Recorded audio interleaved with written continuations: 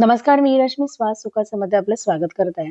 लेअरवाली खुसखुशीत अशी शंकरपाळी आज आपण बघणार आहोत. आपण बघायला काय ती सॉफ्ट किती आहे, 2 बोटाच्या साहाय्याने आणि सहजतेने तुटणारी शंकरपाळी कशी करायची?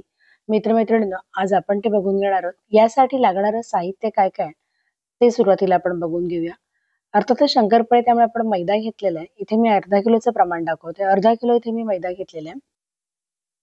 नंतर आपण इथे 150 ग्रॅम जे आहे ती साखर घेतलेली आहे. तसंच आपण 150 ग्रॅम इथे तूप घेतलेलं आहे. 2 चमचे आपण रवा घ्यायचा आहे. रवा आपण बारीकच घ्या. 1 चमचा वेलची पावडर, अर्धा चमचा चवीपुरते मीठ आणि शंकरपाळी तळण्यासाठी तेल. सुरुवातीला आपण जी साखर आहे ना, ती आपण बारीक वाटून घेणार आहोत. त्यामुळे प्रमाण आपण बघाल की साखरेला आपण पिठी साखर करून घ्यायची. पिठी साखरेचं प्रमाण मात्र तुम्ही थोडं जास्त घेऊ शकता. पण तुम्ही साखर घेतली तर ती आपण पाव किलो घ्यायची आहे. नंतर आपण बघाल की पूर्णपणे बारीक आपली पावडर झालेली आहे. नंतर सगळं तूप आपण थोडं-थोडं करून वितळून घेणार आहोत. इथे आता मी सर्व तूप घालून घेणार आहे आणि ते आपण वितळून घ्यायचंय. तूप आपलं वितळून झालेलं आहे. एकदम कड येऊन देण्याप्रमाणे आपण ते वितळून घ्यायचंय. तसंच आपण तो मैदा जो आहे तो घेऊया. तर मी सुरुवातीला चाळून घेतला होता.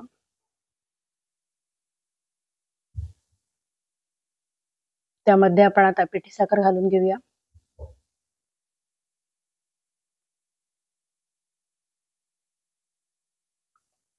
अनेक वेळा शंकरपाळी म्हणजे की कडक होतात, पण कडक खुसखुशीत असणारी शंकरपाळी लेअरवाली कशी करायची अनेकांना प्रश्न असतो.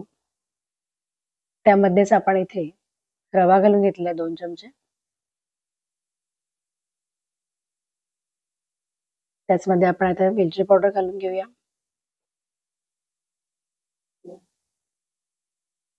थोडंसं बारीक मीठ आपण घातलेलं आहे. साधारण अर्धा चमचा मी मीठ घातलेलं आहे. मीठ पण तुम्हाला नसेल आवडत, तुम्ही नाही घातलात गोड पदार्थामध्ये तरी चालेल. नंतर आपण जे तूप वितळून घेतलं होतं ते आपण इथे घालणार आहोत.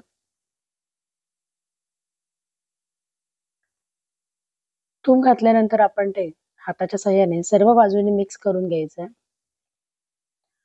गरम आहे त्यामुळे थोडं चमच्याच्या साहाय्याने आपण ते मिक्स करूया. नंतर आपण पूर्णपणे त्याची गुठळी सगळीकडे समान करून घेणार आहोत.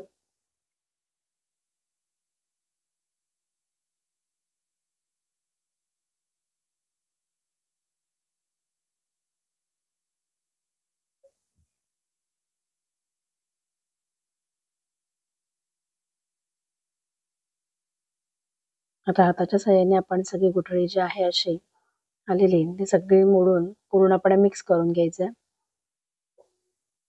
आणि थोडं थोडं आपण इथे पाणी घालून ते मळून घेऊया. एक घट्ट आपला गोळा तयार करून घ्यायचा आहे.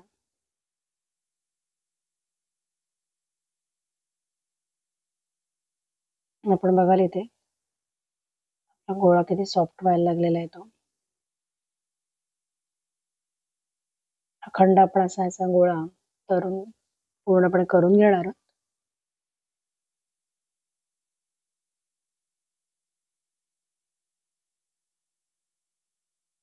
आपला गोळा तयार झालेला आहे.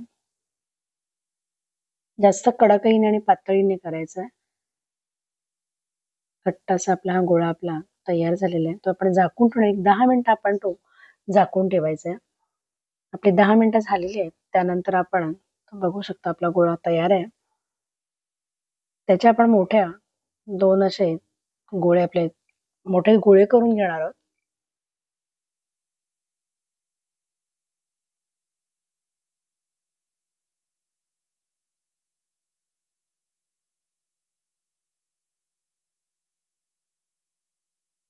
आपण बघायला मी गोळा तरून घेतलेला आहे. पिठाचं आपल्याला प्रमाण कळत असेल की याच्यामध्ये किती जास्त सॉफ्ट पण नाही आणि कडक पण नाही. सहजतेने आपण करू शकतो असा गोळा आपण तयार करून घेतलेला आहे. पोळपाटावरती आपण तो पिठाचा वापर न करताच लाटणार आहोत.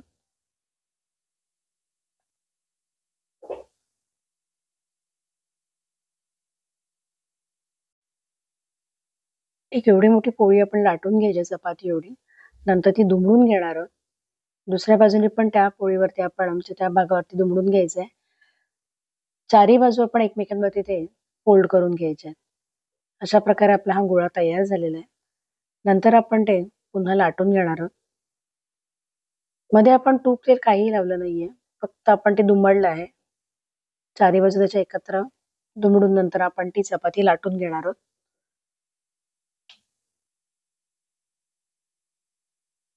मोठी चपाती आपली लाटून झाल्यानंतर आपल्याला शंकरपाळीचे आपण त्याचे भाग करून घेणार आहोत.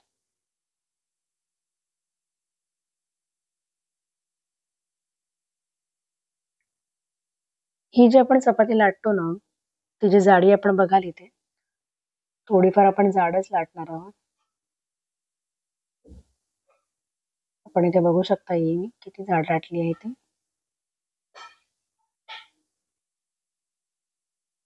साईडच्या ज्या कडा आहेत त्या आपण काढून टाकणार आहोत, जेणेकरून आपल्याला सगळेच शंकरपाळे मस्त चौकोन इथे तयार होईल.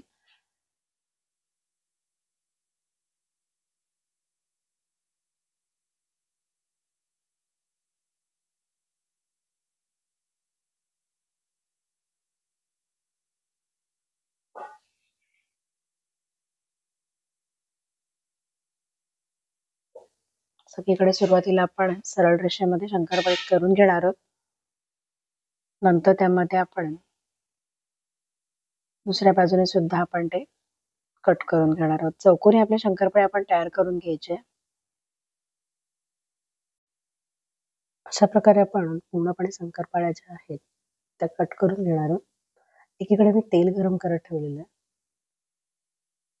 हे आता आपण काढून घ्यायचे आणि फ्राय करणार आहोत. आपण बघितलं असेल की प्रत्येक शंकरपाळीची जी जाडी आहे ती खूप बऱ्यापैकी जाड आहे, म्हणजे एकदम जाडही म्हणता येणार नाही, पण बघाल आपण की एक ठराविक प्रमाणात त्याची थोडीफार एक साधारण जाडी आहे, जेणेकरून ती थोडी फुगेल आणि त्याचे लेयर्स आहेत ते दिसतील आपल्याला.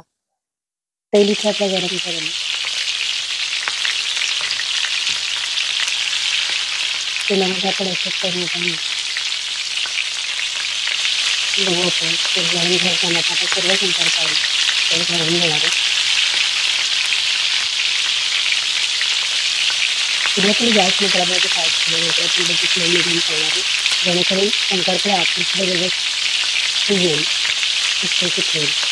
जेव्हा आपण गॅस शंकरपाळे फ्राय केलं तर आपलं असं होतं की ते फक्त बाहेरची जो रंग बदलतो आणि आतून मात्र ती नरमच राहते, म्हणजे शिजत नाही, शिजून वगैरे राहते.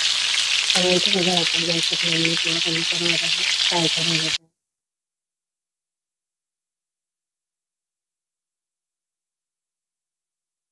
ताराच्या साह्याने आपण ते उलटपलट करून घेणार आहोत, जेणेकरून चारही बाजून ते शंकरपाळी मस्त अशी तळली जाईल. आपली शंकरपाळीचा रंगही पूर्ण बदलला आणि आपली शंकरपाळी आता ही फ्राय झालेली आहे. ते आता आपण एकदा काढून घेऊ. मित्रमैत्रिणी, तुम्ही या चॅनलवरती नवीन असाल तर चॅनलला सबस्क्राईब करायला मात्र विसरू नका. आपण बघाल इथे प्रत्येक शंकरपाळीचे आपण दाखवत तुम्हाला इथे लेअर कसे पाडलेले आहेत आणि बऱ्यापैकी ते छान मस्त असे फुगले आणि एकदम खुसखुशीत अशी शंकरपाळी आपली तयार झालेली आहे. अगदी 2 बोटाच्या साह्याने सहज तुटते सुद्धा. तुम्हाला ही शंकरपाळीची रेसिपी आवडली असेल तर चॅनलमध्ये नक्कीच लाईक करा. ही रेसिपी तुम्हाला आवडली तर नक्कीच मला कमेंट्समध्ये सांगा ही रेसिपी तुम्हाला कशी वाटली ते. धन्यवाद मित्रमैत्रिणींनो हा व्हिडिओ बघितल्याबद्दल.